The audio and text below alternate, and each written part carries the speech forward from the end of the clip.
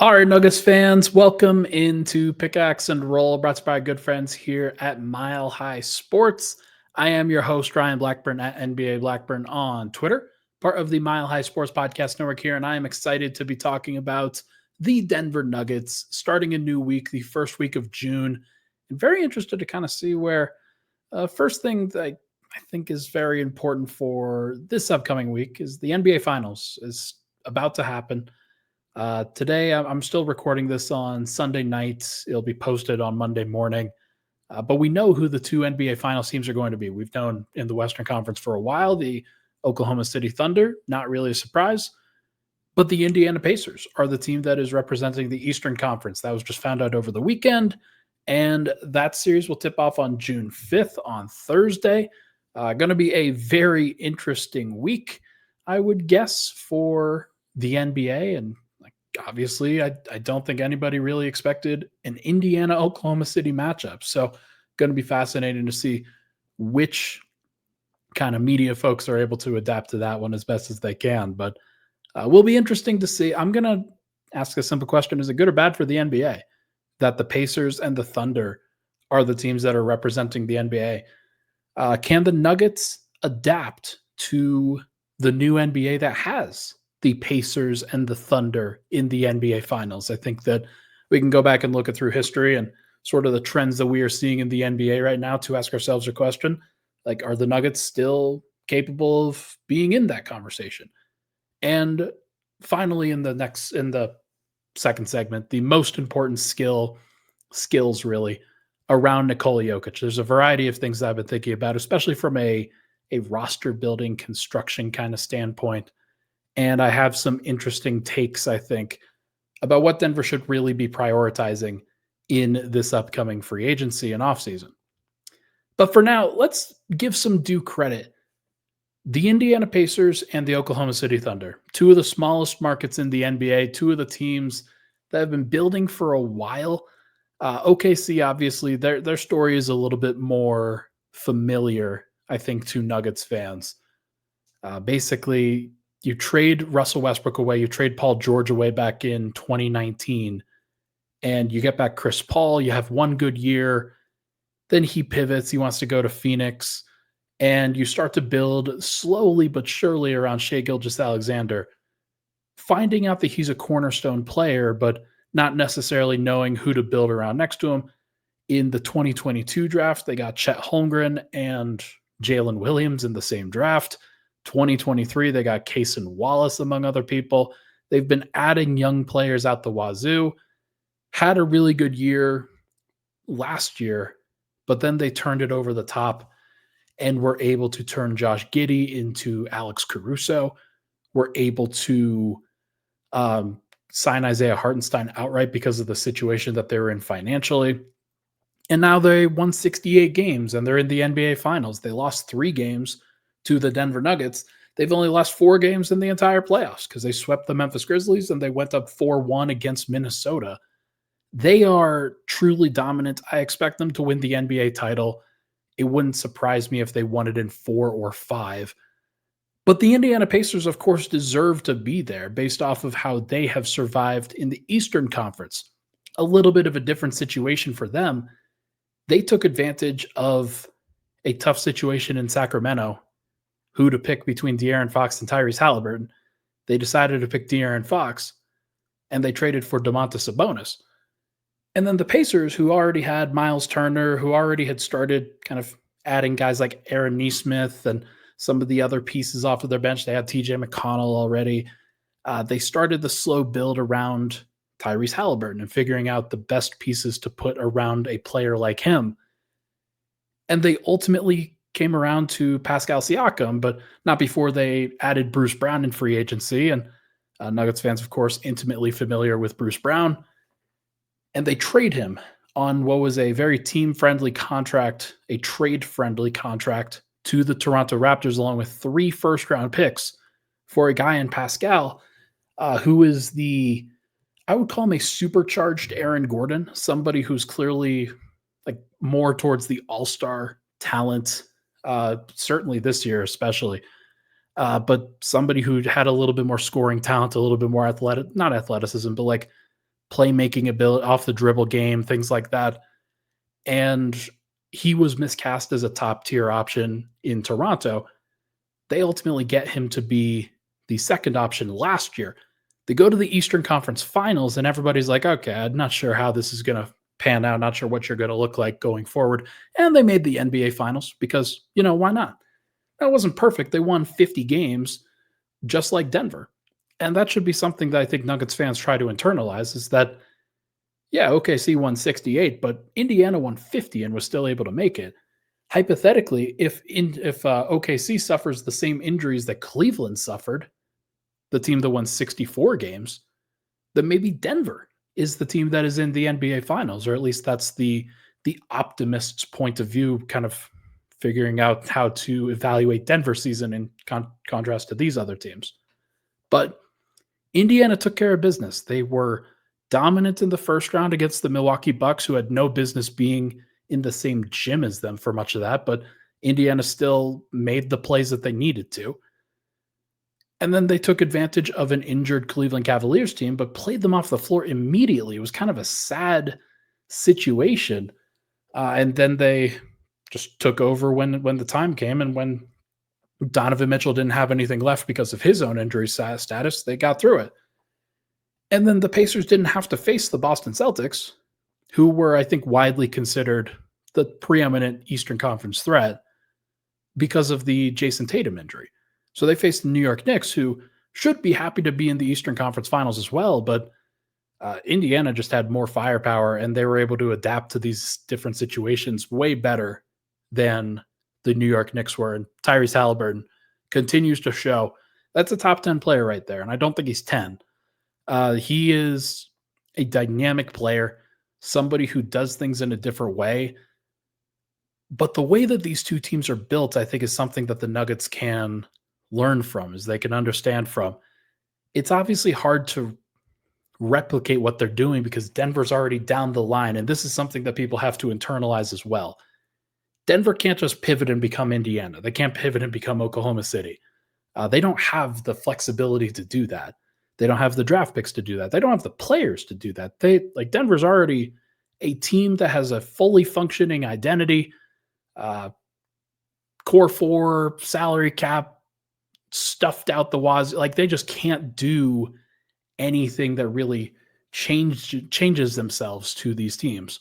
But I think maybe it's something that if they're kind of on the fence on a certain decision, whether it's breaking up the core guys, or maybe it's signing a different free agent, or maybe it's drafting somebody in the future, there is something that they can, of course, learn from what Indiana and Oklahoma City have done.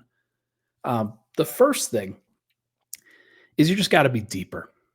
This is not new information, but I'm just looking at some of the stats and looking at some of the total minutes played for some of these teams. Let's start with Indiana because I think they're more interesting. Nobody in the Indiana starting lineup played more. Like, Pascal Siakam played 78 total games, but he only averaged 32.7 minutes per game, which it's not that crazy. He led the team with 25.48 total minutes played. Tyrese Halliburton had 24.51. They played 78 games, 73 games respectively. Nobody else on the team was higher than 2,200.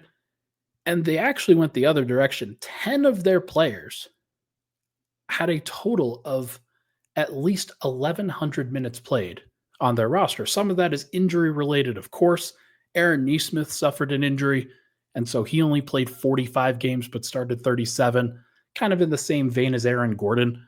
Aaron Nesmith played 23 minutes, but has obviously had a really great playoff so far. We'll see what his injury status is like for the rest of the NBA Finals. I think he had an ankle injury, but they had 10 guys that were playing a real rotation, and then even Thomas Bryant, who played 848 minutes as the 11th player in their roster. Going even further than that, with Oklahoma City, they had 9 guys who were playing at least 1,000 minutes. Kenrich Williams on their team played 1,132. But Alex Caruso was their 9th guy, played 1,041. Chet Holmgren was their 10th guy, played 877 total minutes. He only played 32 games. He had a tough injury situation himself. But again, kind of like Indiana, Shea played a very heavy minutes total. He had obviously carried a heavy usage, 2598 total minutes played, 76 games. Jalen Williams was their next highest with 2237. Now, they didn't have to play that hard in a lot of these games. They were one of those teams that won the game through three quarters, didn't have to play the fourth quarter that often. And there were also games that they were able to just kind of throw away at the end of the season, a lot like Denver did. But they still had, like, I didn't even include big Jalen Williams and AJ Mitchell and Dylan Jones, guys that like played at least 500 minutes off of their bench.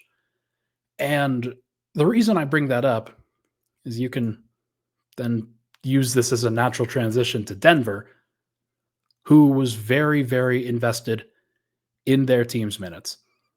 Nikola Jokic only played 70 games, but he still played the same number of minutes that Shai Gilgeous-Alexander played. He had 2571. I think Shai was about the same. Christian Braun played more, 2675. Michael Porter also played 2593. Jamal Murray, 67 games. Everybody's complaining about his conditioning. He played 2418. Played 2,418 minutes because he averaged 36 minutes a night.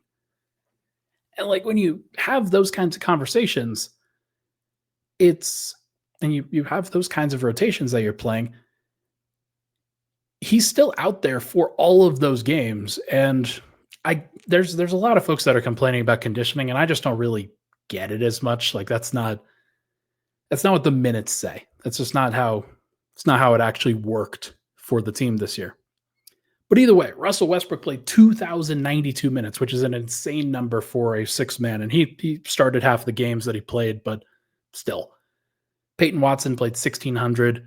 Aaron Gordon played 1,447. So, like, even though there was it felt like he didn't play that much, he still played more than Chet Holmgren, who played like 500 fewer or so. And then Julian Strawther played 1,384. But then after that 8-man mark, you drop all the way down from 1,384 minutes to 691 for DeAndre Jordan. And that to me is where the problems begin for Denver. They had an 8-man rotation.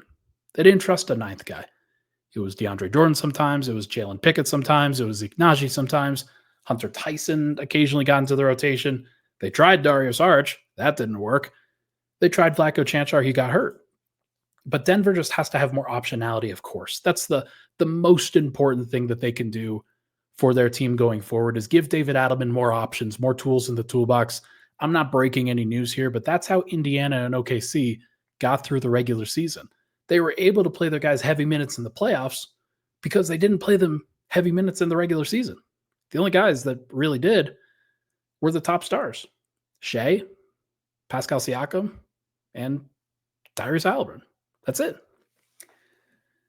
The other things I think can be learned is the possession game. There's a good Substack that I'll try to link down in the description when I put this out there. The F5 run by, gosh, what is this? I'm sorry, I'm misremembering right while I'm doing the show.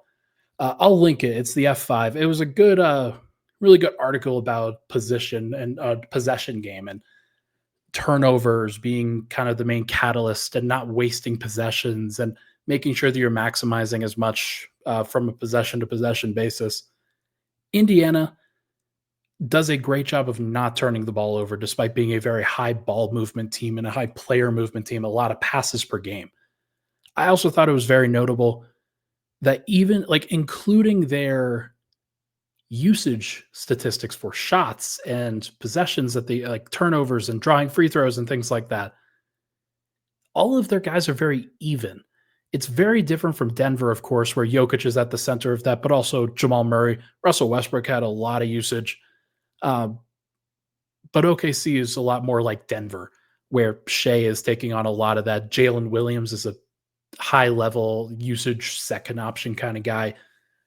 He's still carrying a heavy usage. Denver doesn't need to really adjust those kinds of things.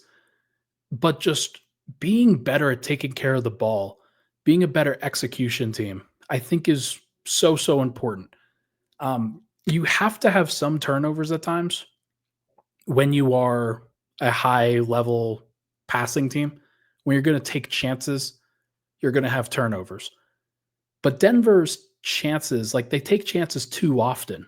A lot of times because they don't have enough spacing, a lot of times because they're kind of doing the same thing over and over again. I've talked about this with just pressing the paint button over and over and over again.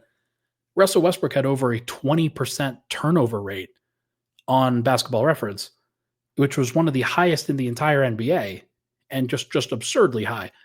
But it was for the sole reason that everybody kind of knew what he was going to do. He was just going to try to do it better than the defense could account for it by driving into the teeth of the defense, dropping the ball off to Jokic or some cutters or swinging it out to shooters or things like that. And that's fine. It's okay.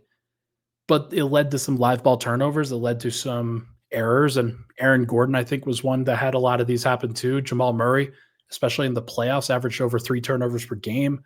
Jokic was really bad with the turnovers, but a lot of that was caused in part due to the spacing stuff. Like Denver's got to get better at winning the turnover battle. One of the things that Denver doesn't do is force a lot of turnovers. They're very passive when it comes to, like, they try to play shell coverage. They try to force teams to miss, and then they grab the rebound and then they run. They try to avoid fouling. They don't go gamble a whole heck of a lot. The only guy who would really gamble was Russ, and you need that. You need that sometimes, but he would also foul on because of that on very consistent basis. But Denver, like their habits were not to be the overly physical, aggressive, forcing turnovers kind of team like OKC. Indiana did some of that during the regular season. They've been better in the playoffs, especially as guys like Aaron Nesmith have played more. But it does feel to me like Denver needs a little bit of a facelift from the number of players that play and the style that they play, trying to limit some of their mistakes a little bit more and just being a little bit more proactive about the kinds of risks that they are taking on both ends of the floor. There's a time and a place for it, but the team has to get smarter about how they take risks. That's one of the things that you can say about Indiana and OKC. They are really two of the smartest teams in the entire NBA. And sometimes it doesn't feel like that in the moment, but OKC is a machine. They know exactly what they're doing, especially on the defensive end. They're learning on the offensive end, but defense, they are an all-time great defense. Indiana is one of those, like last year, they were an all-time offense. They were fantastic offensively. Took a little bit of a step back this year during the regular season, but it's pretty clear that they are still great. Like they're still a great offense. They just kind of had to improve on the defensive end a little bit. So kind of interesting to see it from that perspective. But I really do think that the Nuggets, they're of course in the same tier as the Pacers. I think that the Pacers are a team that, like, it's a good example that if you hang around for long enough and you just keep doing the right thing, then sometimes things break right for you. And so that would be, I think, a good argument to mostly run it back and say, hey, maybe what happened to Cleveland or Boston happens to OKC in the next year or two. And you just have to get lucky at the right time and be prepared when you do. But I do think that that's a little bit of a fool's errand at times. You would want to put yourself into a position where you could be the best. And I don't know if Denver's going to be the best by just running it back, especially with the current kind of skill sets they have and the kinds of things that they should be trying to accomplish to model after Indiana and OKC in some ways. Okay, let's take a break. When we come back, we're going to talk about, can the Nuggets adapt and what are the most important skills around Nikola Jokic going forward for the rest of his career. We'll be right back here on Pickaxe and Roll.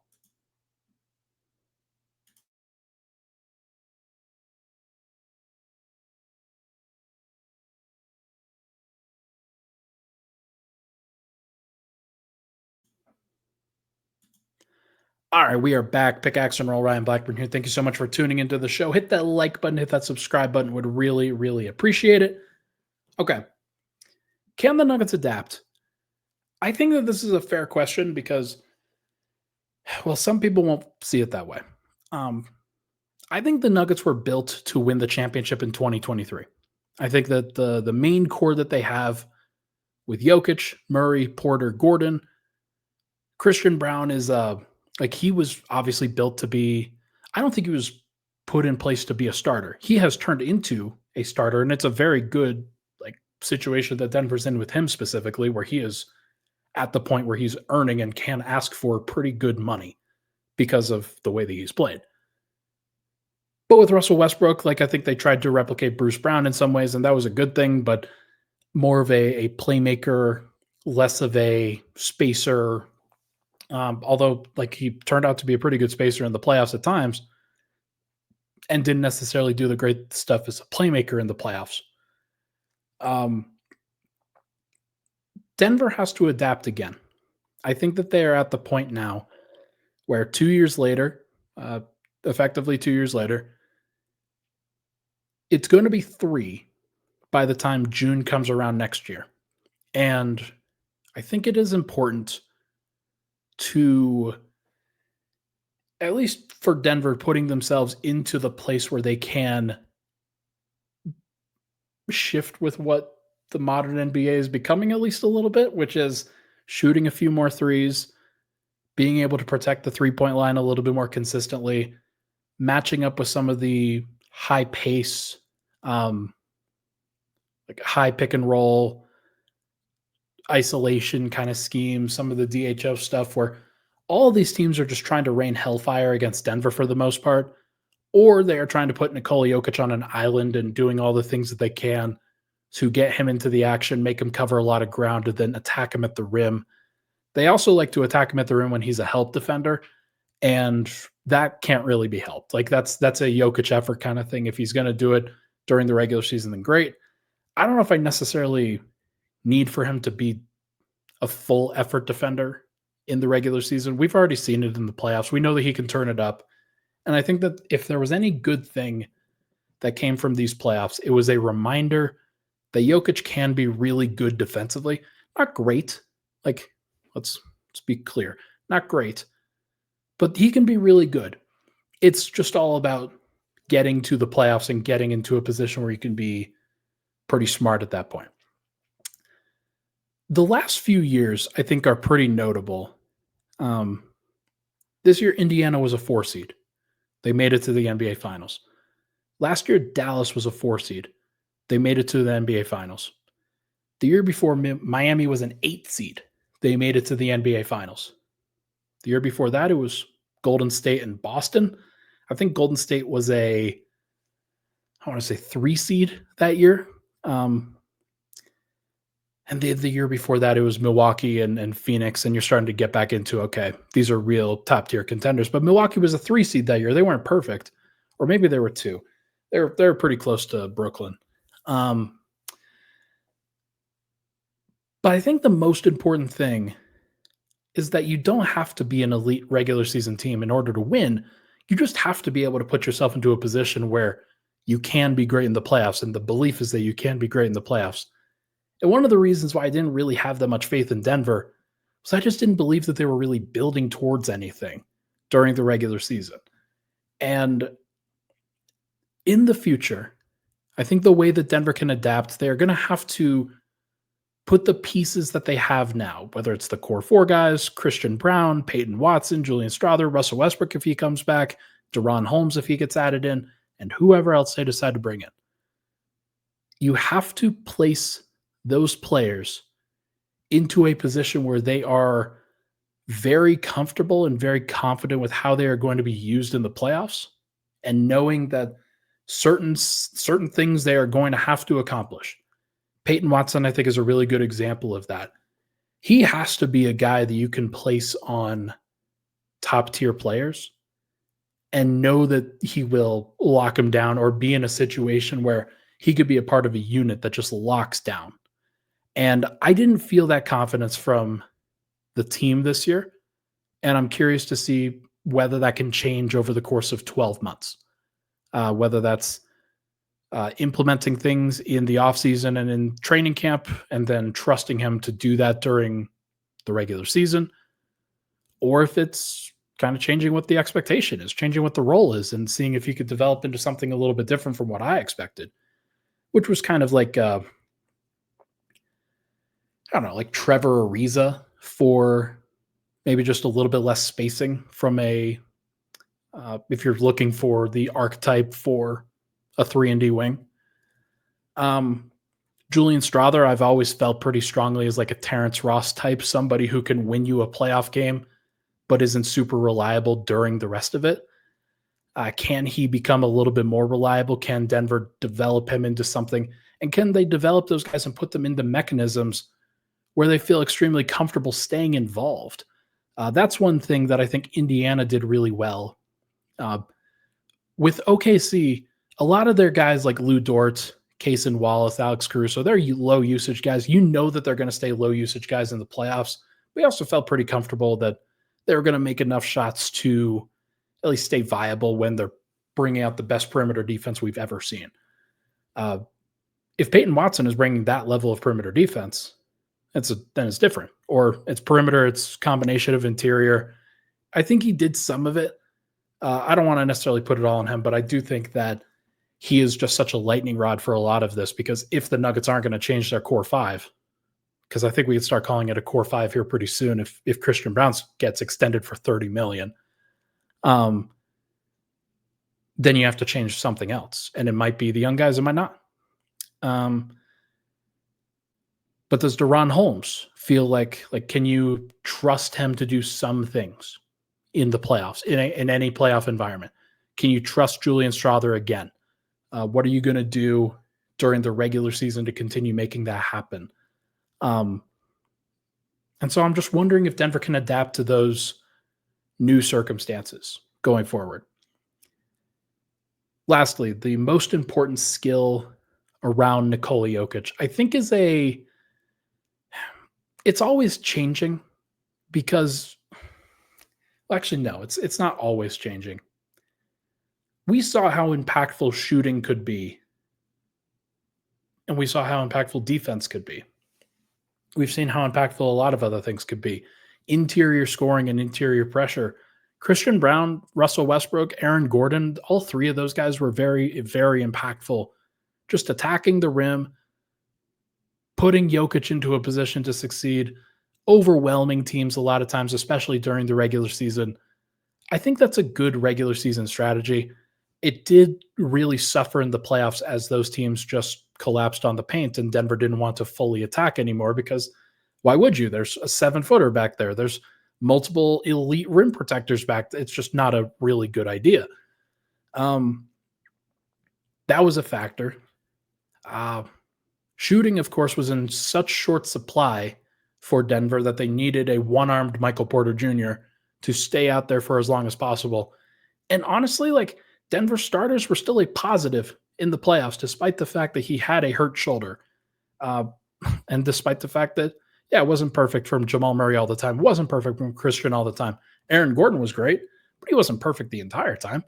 And then Jokic wasn't perfect the entire time. These guys had their ups and downs, but overall, Denver starters were still pretty good in the playoffs as a unit. That's notable to me. And it happened in a part because, Jokic is awesome. He's great. But Jamal did take some pressure off of everybody. Michael Porter did take some pressure off of everybody, especially from a spacing perspective.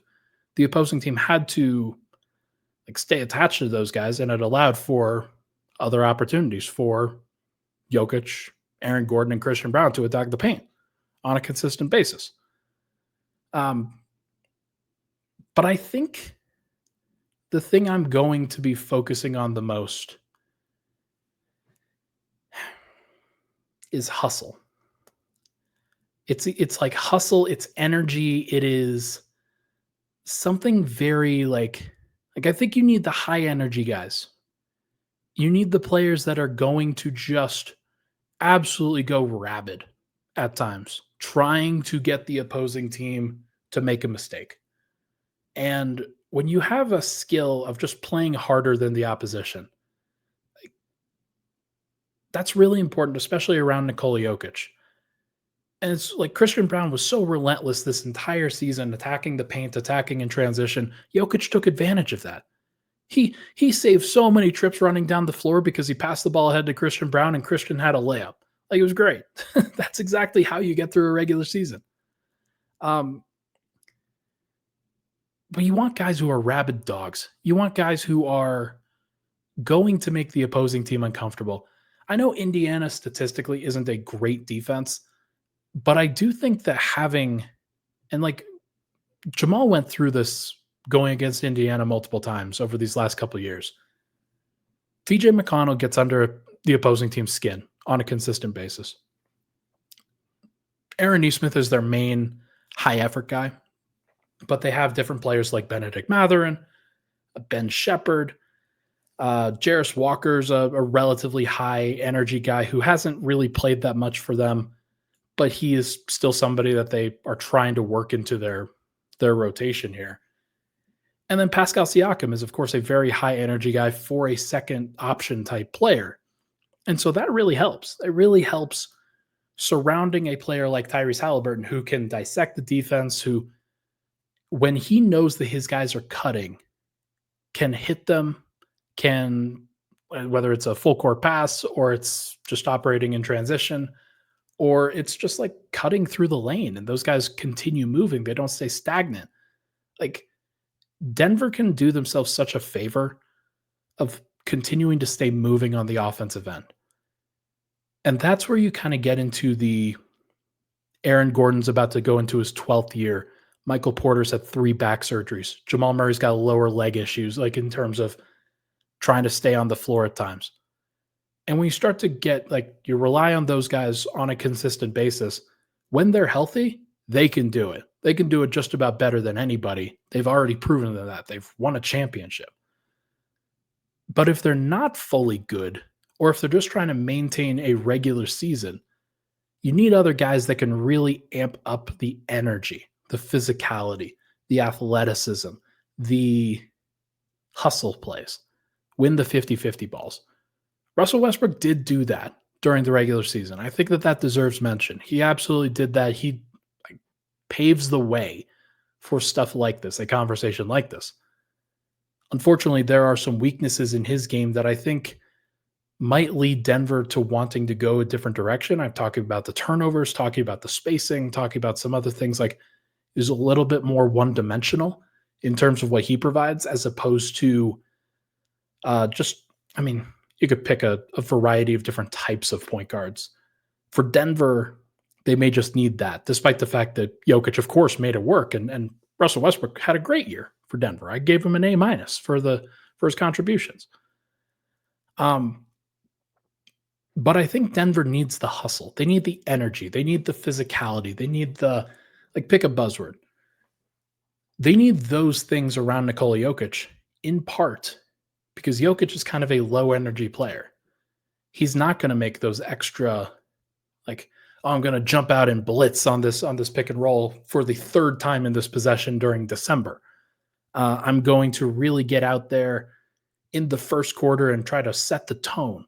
He's not really doing that. He's trying to play it the right way, trying to get through it, and he'll amp it up when the time comes. He'll amp it up in the second half, and then he'll amp it up, especially during the second half of the season, and then into the playoffs. But Denver needs to find a way to not miss out on games in October, November, December again, because they weren't ready for it, because they didn't hustle enough for it, because they weren't fully engaged. That's a very important skill. And so I don't know who's going to bring the hustle like that this year. Peyton Watson would be the ideal guy. He would be the perfect kind of face of that. Christian Brown, of course, would be a perfect face for that as well. Somebody who's really amping it up. And maybe he learns how to do it a bit better in his second season as a starter. That wouldn't surprise me. But I do think that it's a skill that Denver is going to need. It's something that I think they should prioritize. It's why I think Bruce Brown is a good option for them if he's going to hustle. But he's also, I think, in that 28, 29-year-old range as well. Maybe you need just another 25, 26-year-old. You need somebody kind of in that range who's in their physical prime, kind of learning how to be an NBA player, But once you've learned the steps, you're ready to win. Maybe that's the right range that Denver should be going for on the open market. I could point to a variety of different guys. There will be plenty of time for that. I do think that Denver is now in a position where this is just very, very important for them to get right. This kind of player. It's the Nickeil Alexander-Walker type before Nickeil Alexander-Walker, or like, you can't get Nickeil. He costs too much. But it's this kind of guy. It was their Bruce Brown. They're going to need that kind of player again. I really do think that'll help them. And you just need multiple of those guys to be able to go to during a regular season and then into a playoffs. Think about the optionality that Indiana and OKC have had even into the playoffs. They've been able to trust 9, 10, 11, 12 guys, while Denver's kind of gone the other direction and stayed 6, 7, or 8, maybe 9 if they get lucky. So I do think this is it's a must for Denver. Add energy, add hustle, add bodies, add shooting. For me, it would be great if they had another playmaker, but somebody who's an efficient playmaker, somebody who's got a great assist to turnover ratio, isn't really like, you just want to make sure that you're maximizing every single possession that you possibly can. And if you're able to do that, then you take advantage of the regular season. Like, you make the most of it. I think that's another thing that Denver should be thinking about with Indiana and OKC. They figured out who they were during the regular season. Indiana wasn't perfect, but after January 1st, they were great. They were a great team. The 50 wins, I think, is pretty. It doesn't fully account for how good they were at various points throughout the year. They became a great team and took it with them into the playoffs. So, can Denver become a great team in a regular season setting again? I think that's a fair question. All right, everybody, that is going to do it for this episode of Pickaxe and Roll, brought to you by our good friends here at Mile High Sports. Thank you so much for tuning into the show.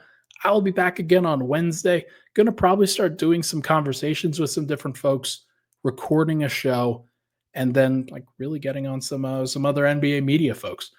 Let me know who you would like to hear from and who you would like for me to talk to within the Nuggets mediascape. I'll be talking to a variety of different folks over the course of this offseason. Everybody have a good one. Hit that like button, hit that subscribe button on the way out. I'll talk to you guys very soon.